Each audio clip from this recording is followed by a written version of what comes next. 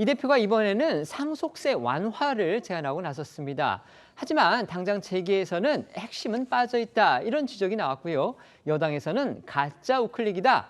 본질을 흐리는 편가르기다. 이런 또 비판이 나왔습니다. 이유가 뭔지 소개해 주시죠. 이재명 대표는 지난 주말 SNS 등을 통해 개인 상속세 개편을 강조하며 공제 한도를 높여 18억 원까지는 집을 팔지 않고도 상속받을 수 있게 하겠다는 주장을 내놨습니다. 또 국민의힘 개편안은 기업 상속 등의 최고 수율 인하만 고집하고 있는데 소수 부자들을 위한 특권 감세라고 비판의 날을 세웠습니다. 하지만 재계에서는 기업 승계 등에 적용되는 최고 수율 인하가 상속세 개편의 핵심이라며 세금 부담으로 우리 기업이 해외로 매각되는 현실에 대해 이 대표가 눈을 감고 있다는 비판이 나오고 있다고 조선일보 등이 보도했습니다. 국민의힘에서도 그동안 상속증여세법 개정안을 부결시키고 상속세 논의를 피해온 것은 민주당이라고 꼬집었습니다.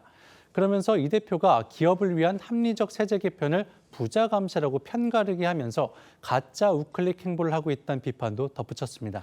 상속세 개편을 둘러싼 이재명 대표 우클릭 행보 논란 오늘도 이어졌습니다.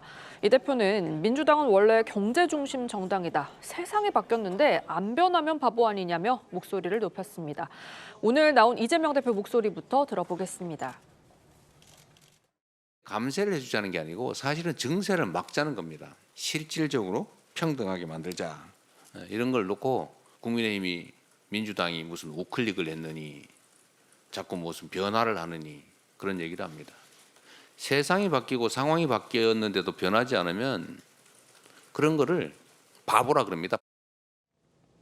반면 국민의힘에서는 이재명 대표가 민생회복 지원금과 반도체 산업 52시간 근무 예외 등과 관련해 말을 바꾼 데 이어서 이번에도 상속세 개편에 대해 가벼운 언사를 보였다며 양측의 소년에 비유를 했습니다.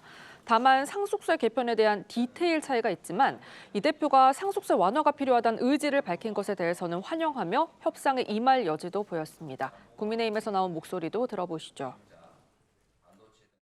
계속된 거짓말로 양측의 소녀는 모든 양을 잃고 말았습니다.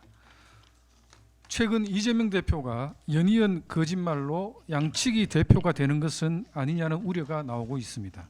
양측의 대표의 세 번째 거짓말은 상속세가 될 것으로 보입니다.